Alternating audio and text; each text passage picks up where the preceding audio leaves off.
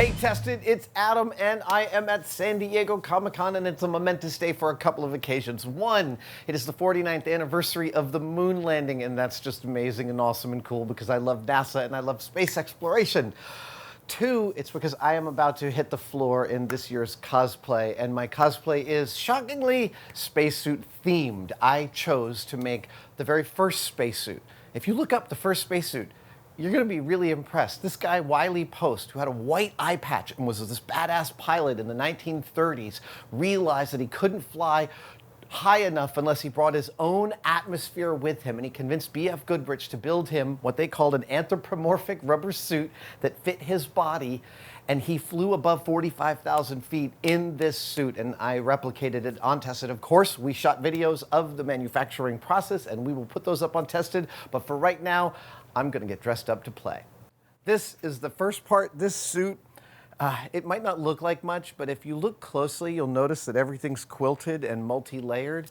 And in order to match it, I went through over 1,000 yards of upholstery thread to put this together. You'll see in the video we post, I got enough sewing to last me for several months. I literally didn't even want to look at my sewing machine when I was done with this baby. This is only the second time I'm putting this on. I put it on to make sure it worked in the shop, and then I packed it up for Comic-Con. All right, before I put the upper part of this suit on, I'm going to put the boots on because it's going to take a bunch of lacing. I believe that I managed to find the exact boots that Wiley Post wore in 1934, and they're just a simple set of Red Wings, which happen to have 11 eyelet holes going up their sides. They were all over eBay. I found a pair I liked. I had Freddie polish them up several times until they looked just like the ones in the Smithsonian. Nice little found part there. There we go. Oh, that wasn't as bad as I was fearing.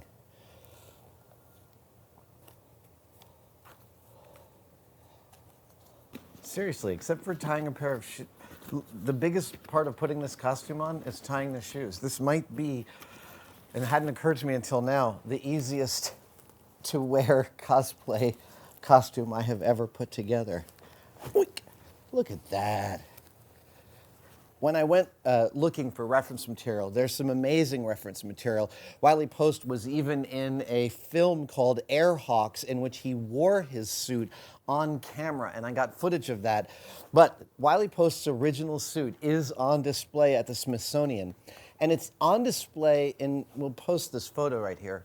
Yeah, it's on display in a seated position, and there's a really cool reason for that. It's because the suit was made to fly a plane in.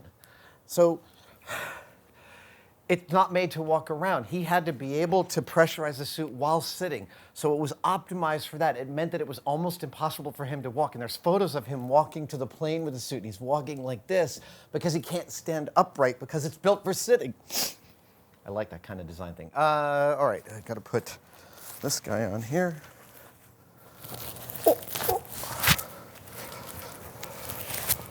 I could use help for some reason. Here we go.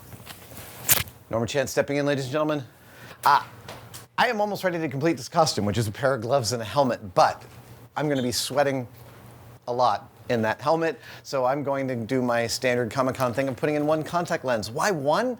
Well, if I put in both contact lenses, then I can't look at my phone for the duration of the cosplay, and I'm actually helpless to read anything. So I put one in for distance viewing, and I leave the other eye out so that I can see close up, because I'm nearsighted. That was way too long an explanation for a simple contact lens. All right. These gloves were made, commissioned by me by this amazing Etsy seller who goes by the name Like Linda. They do the best gloves. I now am commissioning 2 other pairs of gloves from them. And they made these just from the Smithsonian photo and did all the weathering.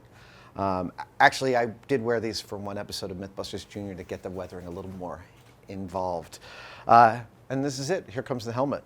As I said, we covered the building of my Wiley Post helmet on Tested, and we're going to put that video up. But the thing for you to know is that this helmet right here weighs maybe about 1.5 pounds. It looks heavy and it looks metal. In fact, it's all sheet plastic, Warbler, and camping mat foam. I found I found the nut that Wiley Post used. Is actually a early dive suit nut from the early part of the 20th century. I bought one of them. It cost me $70, and then we cast multiples and put them all the way around this to make it super accurate. But we cast them in resin, so again, everything on here is super, super light. That makes it much more wearable. Here we go.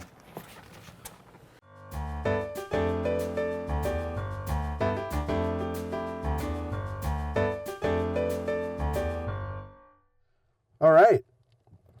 I think we're ready. Let's go exploring.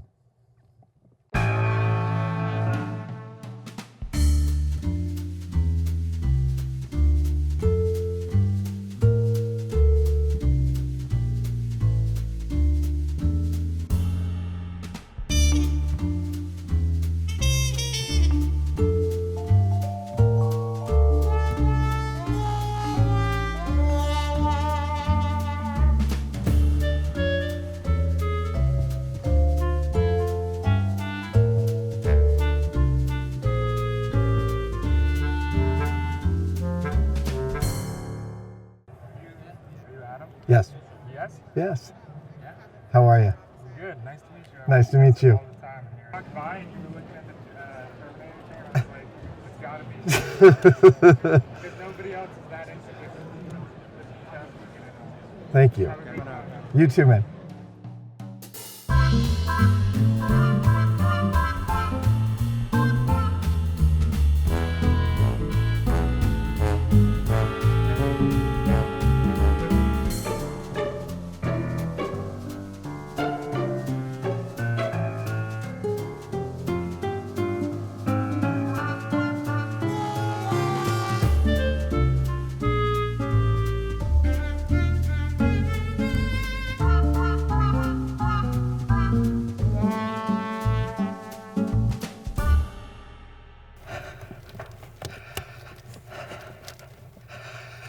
All right. That was a successful walk. This mask is actually, this costume is in and of itself quite comfortable. It's very lightweight. It doesn't cause me any physical distress, but holy heck. Oh, here's the yearly reveal of just how sweaty I can get in a costume. Yeah. Oh. Wow. That's, it is not a practice for the claustrophobic. I don't get claustrophobic, but if you could look in here and see just how much moisture there is inside this helmet, that's just been dripping down my face the whole time. The front glass has been fogged since almost the moment I put this helmet on, so everything had rings of haze around it, but it was awesome. People really dug the costume. I don't think anyone figured out what it was. I ran into a no-face that was beautiful and got the inspiration from our build, which is so cool. I took a picture with him in my spacesuit. Now I'm enjoying the breeze across my face. It feels like freedom.